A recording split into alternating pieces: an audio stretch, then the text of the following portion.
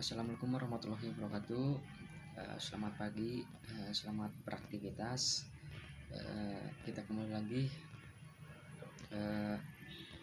dalam perkuliahan menjelang akhir-akhir ini. Kita saya akan menjelaskan mengenai mata kuliah bahasa Indonesia ya. Ini adalah soal UAS bahasa Indonesia. Sebelumnya saya memperkenalkan diri terlebih dahulu. Nama saya Sahrul Mauludin, mahasiswa dari Universitas Muhammadiyah Bandung, prodi Administrasi Publik 21A.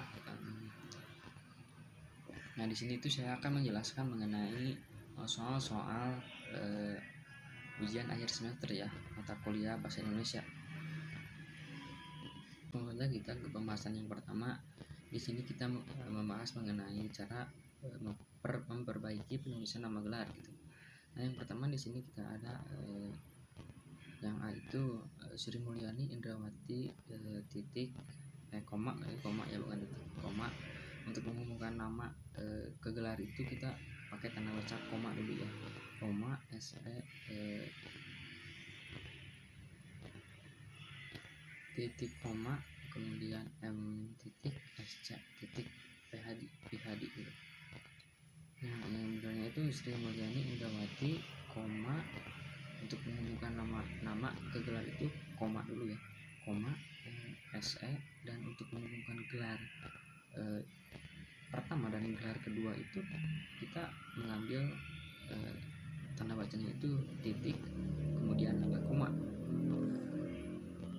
Kita lihat di sini Sri Mulyani Indrawati, koma SE titik koma M titik SC, lalu kemudian sama titik koma lagi, lalu PH titik D. Yang kedua di sini ada Profesor Dokter Mariadi M titik S, sama ya. Di sini Profesor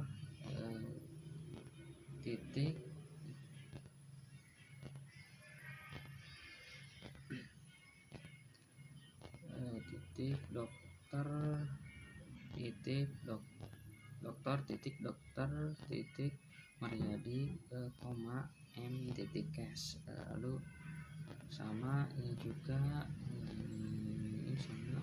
Kemudian yang D ini Cahaya Andini koma S SAP, ini yang kalanya SAP ya, tapi lebih ke S titik AP gitu, atau sarjana administrasi publik ya. Yang E ini Kirana Sapitri koma M titik HUM. Kalau M itu udah S2 ya kalau gak salah, karena ini udah magister humaniora. Nah, di sini untuk pembahasan yang selanjutnya kita membahas mengenai apa sih karya tulis ilmiah dan apa sih skripsi itu. Nah, kita akan menjelaskan satu persatunya. Yang pertama di sini kita akan membahas mengenai dulu apa itu karya ilmiah. Nah, karya ilmiah ini kan adalah karya tulis yang dibuat untuk memecahkan suatu permasalahan ya dengan landasan-landasan teori dan metode-metode ilmiah gitu. Nah, biasanya karya ilmiah itu kan berisikan data ataupun fakta dan solusi mengenai suatu masalah yang diangkat gitu. Nah, adapun penulisan dari karya ilmiah ini dilakukan secara runtut dan secara sistematis gitu, harus tertata dengan baik. Penulisan kayak gini itu seperti karya ilmiah, skripsi harus sistematis ya. Selanjutnya di sini ada skripsi. Nah, skripsi ini biasanya kan kita tahulah skripsi udah tidak asing bagi kalangan mahasiswa ya. Ini adalah karya tulis ilmiah resmi akhir oleh seorang mahasiswa gitu untuk menyelesaikan program sarjananya atau S1 pendidikan. Nah, skripsi ini merupakan bukti dari kemampuan akademik mahasiswa gitu dalam penelitian yang berhubungan dengan bidang keahliannya gitu. Nah, misalkan saya jurusan SAP gitu, SAP, dan penelitiannya itu harus sesuai dengan bidang atau sesuai dengan itunya, harus ada berkaitan dengan prodi kita gitu. Nah, kurang lebihnya kayak gitu. Baik, materi yang ketiga ini kita akan membahas mengenai manfaat dari menulis karya ilmiah gitu. Nah, ternyata itu banyak juga ya manfaat dari menulis karya ilmiah ini gitu. Nah, salah satunya kan melatih kita untuk mengembangkan keterampilan membaca yang efektif gitu. Nah, melatih untuk menggabungkan hasil bacaan dari berbagai sumber. Nah, contohnya kita membaca dari sumber A nih sampai sumber D gitu. Nah, gitu gabungkan menjadi satu bacaan sehingga bacaan itu menjadi lebih menarik gitu. Selanjutnya, mengenalkan dengan kegiatan kepustakaan, meningkatkan pengorganisasian fakta atau data secara jenis dan sistematis itu, memperoleh kepuasan intelektual atau memperluas cakrawala ilmu pengetahuan sebagai bahan acuan atau penelitian pendahuluan untuk penelitian selanjutnya gitu. Mungkin itu manfaat dari menulis karya ilmiah ya. Materi yang keempat ini kita akan menjelaskan mengenai jarak antara kertas pada penulisan skripsi ya, baik itu sisi kanan atas ataupun bawah, ataupun jenis hurufnya, ukuran hurufnya, jarak pengetikan, isinya, jarak spasi, jumlah kata ataupun karakter kata ya dan kata kunci dalam abstrak gitu.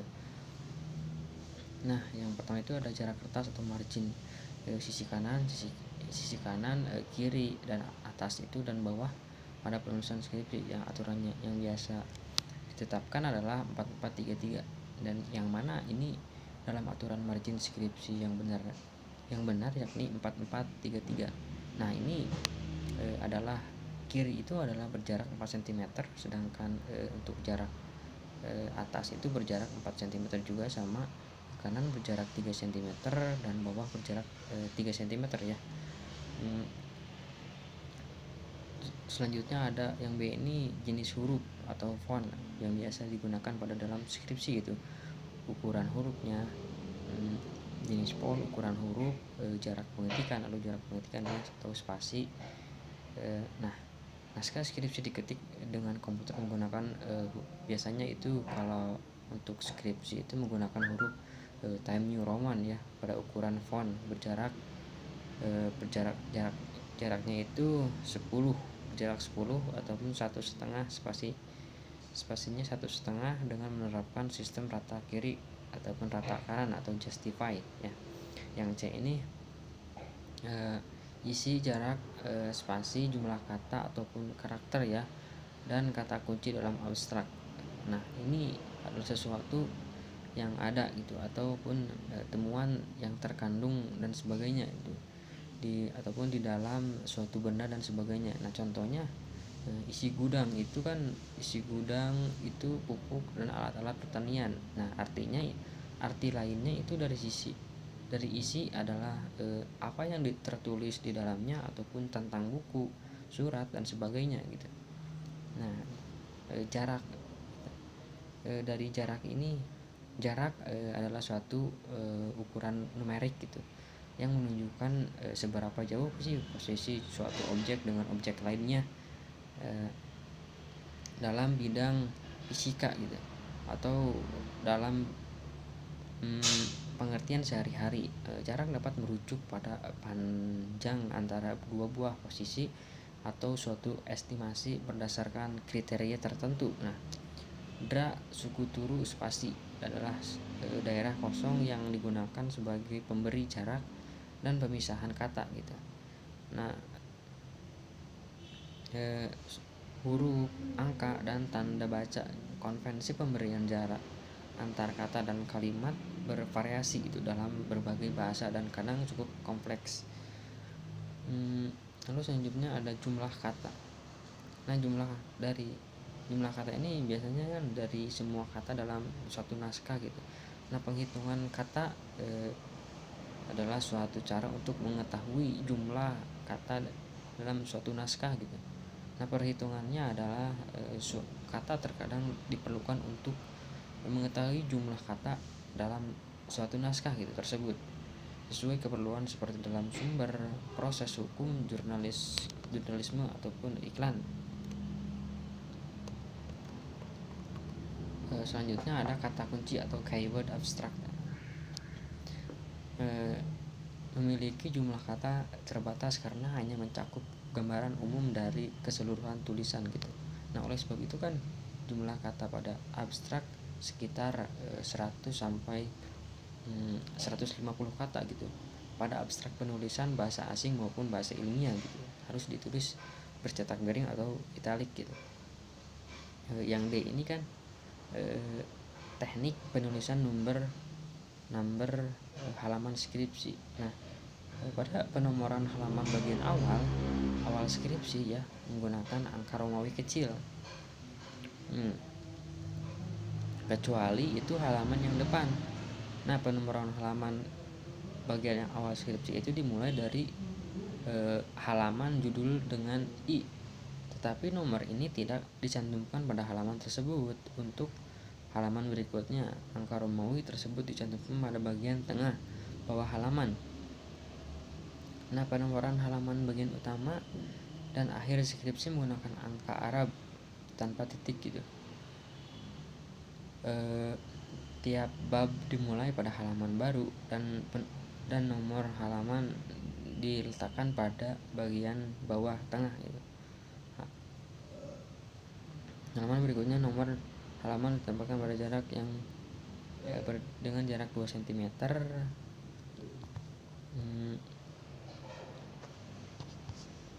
Dari atas kertas 3 cm dari batas kanan judul atau kalimat selanjutnya diketik 2 spasi di bawah nomor halaman ya. Tentunya ini sudah tidak asing bagi mahasiswa yang sering membuat karya tulis ilmiah. Itu sudah tidak asing dengan penomoran, baik itu penomoran begini dan hal-hal lainnya yang mengenai peraturan-peraturan atau aturan-aturan dalam pembuatan skripsi ataupun karya ilmiah ya. Nah, selanjutnya yang ini ada plagiarisme. Plagiarisme itu atau sering disebut dengan plagiat ya, ini adalah penciplakan atau pengambilan kerangka pendapat dan penilaian orang lain dan menjadikan seolah karangan dan pendapat sendiri. Plagiat dapat dianggap sebagai tindak pidana karena mencuri hak cipta orang lain. Nah, plagiarisme itu kan kita itu meniru suatu karya orang lain gitu. Nah, itu adalah suatu tindakan yang tidak patut untuk ditiru ya, karena kita juga bisa lah ya membuat dari diri kita sendiri ataupun dari boleh, pokoknya bukan plagiarisme lah ya, ataupun menciplak secara keseluruhan ataupun kerangka orang lain, itu akan dapat suatu tindakan gitu. Itu ada aturan hukuman gitu nanti di situ ya. Cuman begitulah. Selanjutnya pada pembahasan yang kelima ini pada umumnya kita akan membahas mengenai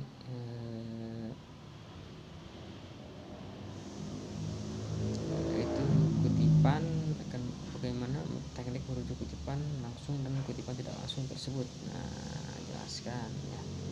Kita kita akan menjelaskan bagaimana mengutip kalimat kutipan langsung, baik kutipan langsung ataupun kutipan tidak langsung. Nah, yang pertama kita akan membahas kutipan langsung terlebih dahulu ya. Teknik merujuk kutipan langsung. Yang pertama itu kalimat kutipan harus diintegrasikan dengan teks. Yang kedua, jarak antar baris kutipan adalah 2 spasi. Nah, yang ketiga ini kutipan diapit dengan tanda kutip atau 2 petik ya. Itu adalah ciri dari kutipan langsung. Setelah kutipan, jangan lupa menuliskan sumber berupa nama pengarang ataupun tahun terbit ya. Tahun terbit dan nomor halaman di dalam tanda kurung. Nah, itu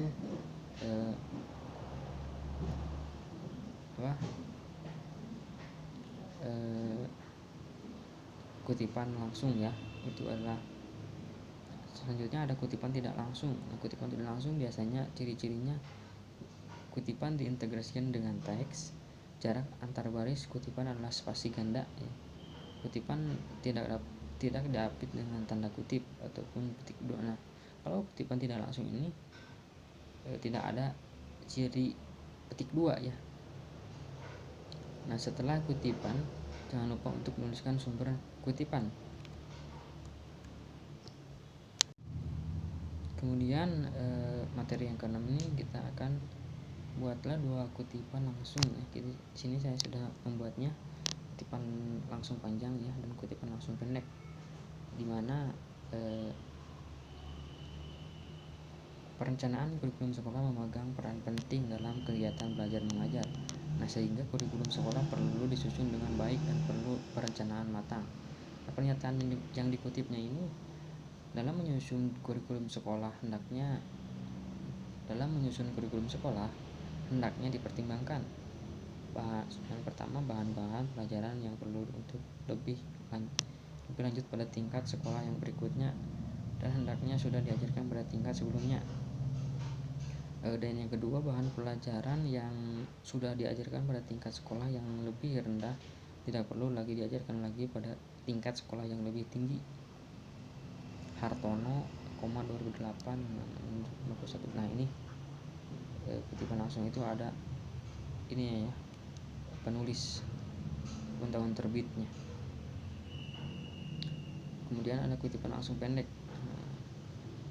Dalam prosa Alwi, nah ini tahun terbit, kemudian ada halamannya, pernyataan istilah bahwa petik 2 ini adalah menandakan ciri dari kutipan langsung gitu. Istilah kalau usah dipakai untuk merujuk pada deretan kata yang paling tidak memiliki subjek dan predikat tetapi belum memiliki intonasi atau tanda baca tertentu. Petik 2 lagi, kemudian titik, kemudian ya begitu. Itu adalah kutipan langsung. Kemudian di sini ada buatlah 1 kutipan tidak langsung. Nah, di sini saya sudah membuatnya.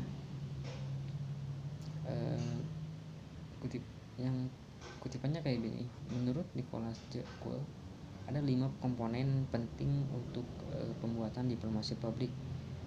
Adalah salah satunya adalah diplomasi budaya atau upaya untuk membuat sumber budaya dan prestasi negara semakin dikenal di luar negeri. Nah, kalau kutipan tidak langsung itu kan tidak ada tanda petiknya di sini ya. Tidak ada tanda petik. Kemudian tidak ada juga tahun terbitnya. Tahun terbitnya juga tidak ada, halaman. Ini adalah kutipan tidak langsung nih. Baik, langsung kita ke materi yang terakhir. Di sini ada mengenai susun daftar pustaka dari bacaan di bawah ini ya. Nah, penulis Profesor Dr. Sugiono. Judul buku penelitian kuantitatif. Nah, cara menyusun daftar pustaka seperti ini, kita yang pertama itu adalah nama terlebih dahulu, nama. Kemudian jangan lupa tanda baca titik, terus tahun terbitnya 2013, titik lagi, kemudian dilanjut dengan judul buku, tempat terbitnya, terus ada nama penerbit, terakhir nama penerbitnya, terakhir itu. Ini sama juga, penulis Profesor Dr. Lexi J. Muleong at MA. Kalau namanya panjang gimana? Nah, itu pertanyaannya. Yang diambil itu biasanya nama belakangnya terlebih dahulu, kemudian disambung nama depan dan nama tengah. Ini contohnya kayak gini, Moleong, koma, L titik C titik, kemudian tahun terbit, judul buku, nama penerbit. Itu. Di sini ada Jurnal Kebijakan dan Manajemen PNS, volume titik 24, nomor 2 Juli 2013 nih. Di sini ada pengarangnya itu ada 2 orang. Nah, gimana sih kalau 2 orang? Triharyadi, Agus Triharyadi dan Retnowati. Sama seperti yang tadi, kita ambil nama belakangnya dulu, Triharyadi, A titik koma. Dan untuk 2 orang pengarang ini kita pisahkannya dengan tanda baca seperti ini ya, dan pemisahannya. Dan Retnowati, koma, yang terbit. Nah, kalau ini yang bawah ini penulisnya itu banyak ya, kita harus tulis satu-satu juga. Kita harus menulis satu persatu. Heriansah titik koma, Noveria titik koma, Aminullah titik W titik koma, Fitriani. Nah, ini harus ditulis semua juga ya. Selanjutnya ada jurnal kembali, Jurnal Ilmiah Administrasi Publik. Ini ada 3 penulis, Anissa Haryono PS dan Jaya. Itu adalah cara menyusun daftar pustaka, baik jurnal dan sebagainya gitu. Baik, terima kasih sebelumnya. Mohon maaf bila ada kesalahan dalam penyampaian saya. Saya tutup dengan billahi fisabilillah, wastabiqul khairat. Wassalamualaikum warahmatullahi wabarakatuh.